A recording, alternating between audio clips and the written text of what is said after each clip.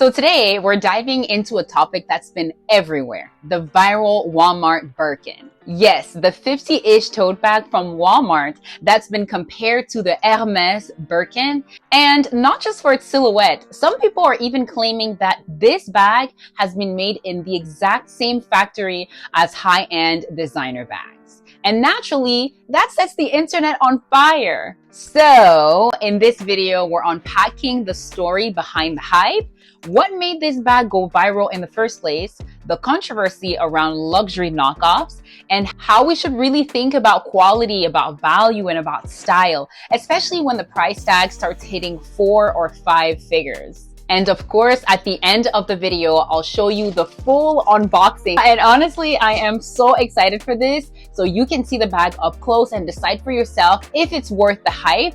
And obviously, I will give you my very honest review. So let's get into it. Welcome to the Chic Evolution, your ultimate destination for fashion, beauty, and empowerment.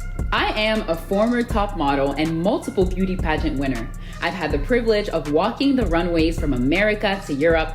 I've graced magazine covers, and my passion for helping others has empowered me to uplift those around me. So join me as I share insider tips on style, confidence, and living your best chic life. Because at the Chic Evolution, confidence is always in season.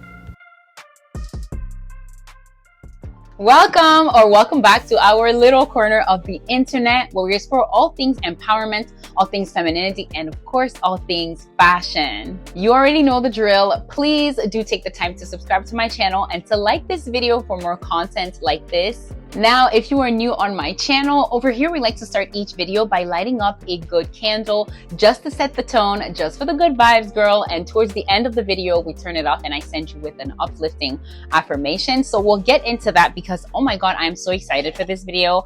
I received this bag not too long ago, but I've been waiting to unbox it on camera because I really want to give my review on this. Anyways, so here is our little candle for today and let's get into it. Oh, also, I have a brand new mic. Here's the little mic set. It's by, I don't know how to pronounce it, so I'm not even going to attempt. So this is the brand. I got it on Amazon, and I really love the quality of it so far. We'll see how it looks in the end. I'm really happy to be upgrading some of my tech gear from my YouTube channel. So, you know, I feel extra professional today. Anywho, let's get into it because I really want to talk about why this bag exploded online in the first place.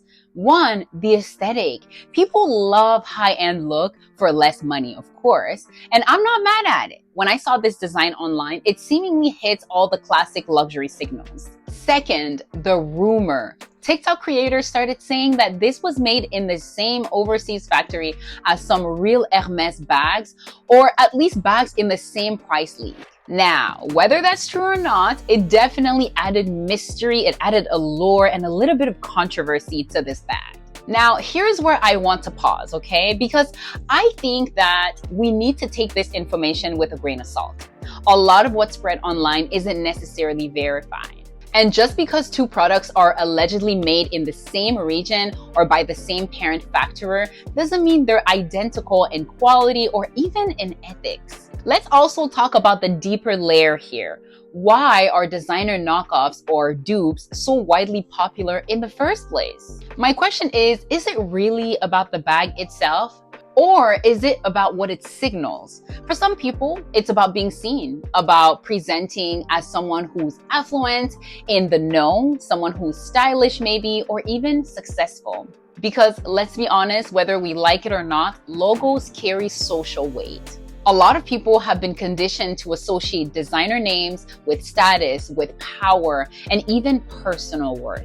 And sometimes I think that people are buying these bags not because they desperately want to be someone else, but because they simply like the style and can't justify spending thousands of dollars. Sometimes it could just be as simple as that. And other times, it could be about trying to fit into a world that praises quiet luxury, but still notices every label. And then there's the deeper question. Have we been brainwashed to believe that without a logo, something isn't truly beautiful or something isn't truly valuable? To me, if you were to ask, this trend is less about copying the exact details of luxury brands and more about accessibility. I think that sometimes it's about giving every woman the chance to feel elevated, the chance to feel stylish and pulled together without needing to drop a huge payment. And personally, I think there's something nice about that too. I don't think there's shame in buying an item inspired by luxury design. I also don't think every affordable bag is a ripoff, because there are plenty of brands, especially smaller or lesser known ones, that make beautiful, high quality pieces without outrageous markups. Not every elegant item comes with a status label. Okay, let's skip to the unboxing because I think that's what you're here for and I've been waiting for this. I hope the bag is not making too much noise with my mic. Let's unbox this baby. Oh. Okay, Walmart. Okay. Oh, wow. I didn't notice. I got some plastic stuck in my thumb. Oh, okay. I didn't notice that it comes with a satin ribbon. Let's see. Oh my God. This is so freaking exciting. Unboxing anything really is super exciting, right? Oh, okay. It's not attached to the bag. And I bought the black one. Ooh. Let us completely unbox this baby. Wow.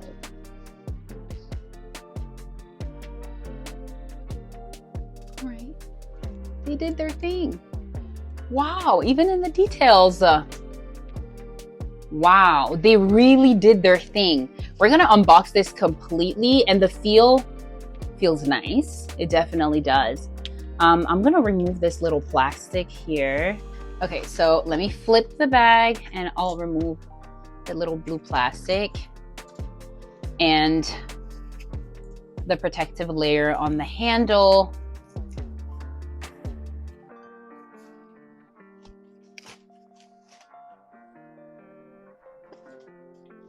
Et voila. And then here, et voila. It's nice, guys. I'm not even gonna lie. I was expecting way less quality, but it's not bad. It really isn't. Let's open it up, okay? Let's see what's in there. Girl, look, even the zipper is kind of like golden here as well. So they really paid attention to the details. Let's remove all this junk. Ooh, that's what I was wondering, if it comes with a handle, because this is good too. Wow. Wow. Should I put this around? Should I? Okay, let's do it. Let's do it. I'm gonna do it, okay? But I'll do it very quickly here so you can, hopefully I'm still in frame. I'm gonna do it very, very quickly.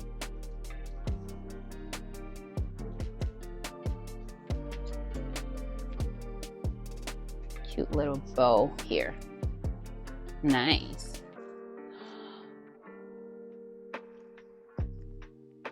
Look at that. I love it. I really, really do. Let's attach the handle to the bag. It's really nice to have this because for summers especially, you don't necessarily want to have to carry it this way or this way. Sometimes you're a bit tired and you want to put it like as a crossbody bag so your hands are free. Especially if you're someone like me who really likes to enjoy the weather, go outside, go for gelato breaks or whatnot. This is what it looks like. It is nice. Let's see the space. That's enough space. This is good space. Let me show you. Let me show you closer. So you have two compartments, this side and that side. Let me see if there's smaller pockets in there.